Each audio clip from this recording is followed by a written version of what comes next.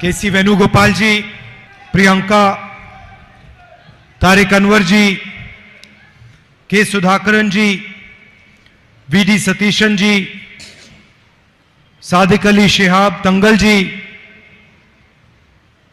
P. Kunyalukutti ji, Ramesh Chenithala ji, K. Muralidharan ji, MM Hassan ji, NK Premachandran ji, Padma Shri Cheruvayal Raman ji, Kalpata Narayanan Master ji, Ketapuram Damodran Nambudri ji, Joy Matthew, P. Surendran ji, brothers and sisters, friends, I'd like to welcome all of you to this meeting here today. I'd like to wish all of you belated Easter and for the coming Vishu and Perunal festivals. 4 years ago, I came here and became your member of parliament. And for me, the campaign was a completely different type of campaign. In the regular campaign, and I've done many campaigns, many speeches. In the regular campaign, you go and you speak about policies, you speak about what should happen, you tell people about your political ideas. But this campaign in 2014, I remember when I came here, it was much more as if I had come home to my family. Of course, I don't belong to Kerala, but the enthusiasm and the affection and the manner in which you embraced me gave me the feeling that you are part of my family, that I am your brother, your son. And I have thought quite a lot. Now I have been member of parliament for quite a few years, and I've thought quite a lot what it means to be a member of parliament. It means to be a people's representative. To be a people's representative, you have to understand the emotions of people. You have to understand the suffering of people. You have to understand the difficulties of people. You have to have the humility to touch people, to treat people as your equals, sometimes to treat people as your superiors. So a true representative of the people develops by attacking himself, by giving up things that one desires, by not fighting for what you want but fighting for what people want, by becoming, maybe one can say, less arrogant and more humble. A representative of the people also raises the issues of people without being scared of the consequences, without being worried about what it means to raise the issues of the people. The MP, member of parliament, is just a tag. It's a position, it's a post. So the BJP can take away the tag. They can take away the position. They can take away the house. They can put me in jail. But they cannot stop me from representing the people of Wayanad. What does it mean to represent the people of Wayanad? It means to fight for the things that are important to you. There are practical things like the night road, the buffer zone, the medical college. These are obvious things. You can ask any child in Wayanad, you can ask any person in Wayanad, they will tell you the three most important things. But then there is also another thing that is important to the people of Wayanad, and that is the type of country and the type of state they live in. The people of Wayanad and the people of India want to live in a country which is free. They want to live in a country where their child is allowed to learn and understand anything he chooses. A farmer who is not wealthy wants to live in a country where he can imagine his son being a successful engineer or a successful businessman. And no one in this country wants to live in a country where 4 or 5 people own the entire country. And that is what it means to be a representative of the people of Wayanad and a representative of the people of India. I've been fighting now the BJP for quite some years, and it surprises me that in so many years they have been unable to understand their opponent. They do not understand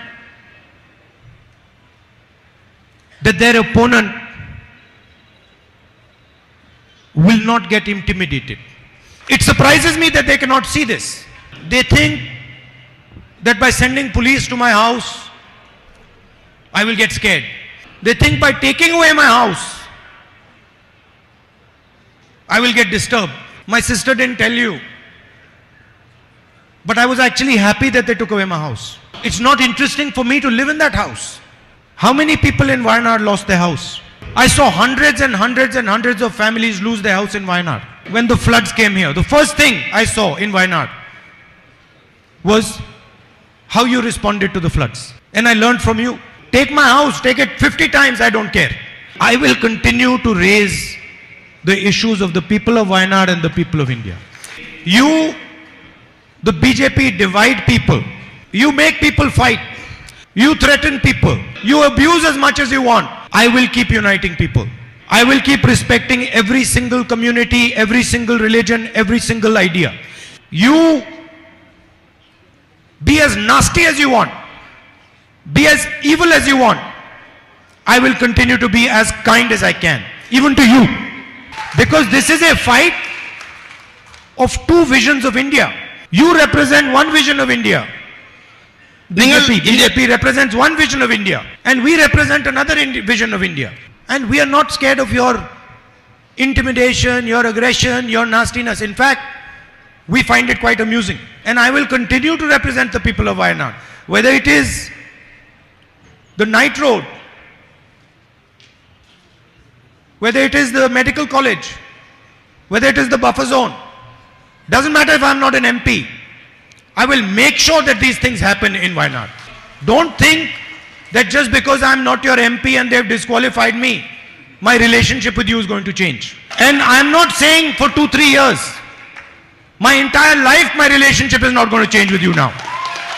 Let them take away whatever they want. Let them put me in jail. I don't care. My relationship with the people of Wayanad is going to stay the same. After all, what did I do? What did I do? I went to Parliament and I asked the Prime Minister some questions about a businessman.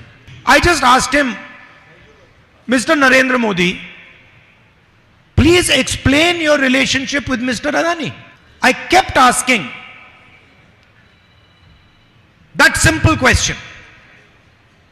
In my speech in Parliament, I used media reports to show that Mr. Adani, who was number 609th on the list of wealthiest people in the world, became number 2. And I gave examples of how the Prime Minister himself had facilitated this growth. How the relationship, the military, the defense relationship between Israel and India was completely transformed to help Mr. Adani. I showed how the rules of Indian airports were changed to help Mr. Adani. Right. I showed how foreign policy was used to help Mr. Adani. Right. And I asked a simple question. What is your relationship with this man? Prime Minister has not answered that question. And for the first time you saw that the government itself is not letting Parliament run. Ministers of the BJP lied about me in the House. The law in Parliament, the rule in Parliament is that if anybody says anything about a Parliament member, that Parliament member has the right to reply. I went to the Speaker with the rule and I said, Speaker sir, they have lied about me under this rule, I should be allowed to speak. I wrote him 2 letters. And then eventually I went to his office and I said, Speaker, sir, why are you doing this? He says, I have no choice. You come and drink some tea with me and then I will explain it to you. So the entire Parliament House was shut. I was not allowed to reply. And then at the end of it, because the government is very uncomfortable about the type of questions that I ask, about the issues that I raise, I'm removed from Parliament. Doesn't matter. This is the biggest gift that they could have given me. Because I have to tell you, how do I know that what I am doing is correct? I know that if the BJP is taking away my house, is disqualifying me from Parliament, is attacking me 24 hours, I know that I'm doing the right thing. And the more they attack me, the more I know that this is exactly the path on which I have to walk. And I am not going to stop, no matter what happens. Not for myself, but because of my relationship with you and my relationship with the rest of the people of India. In the end, I'd like to repeat, my disqualification does not mean anything as far as my relationship with you is concerned. I promise you, this disqualification will only deepen my relationship with you. Because my relationship with you is one of a family, is one of a brother, is one of a son. And that is not going to change. I'd also like to thank all the leaders from the Congress party, from the UDF, all our workers, for the immense support, love and affection that you have given me. And you know, as far as the people of Wayanad are concerned, it does not matter which political formation you are part of, whether you are UDF or you are LDF. I know that you have a relationship with me, a relationship of affection, a loving relationship, and that is what I intend to deepen. Thank you very much. Namaskar.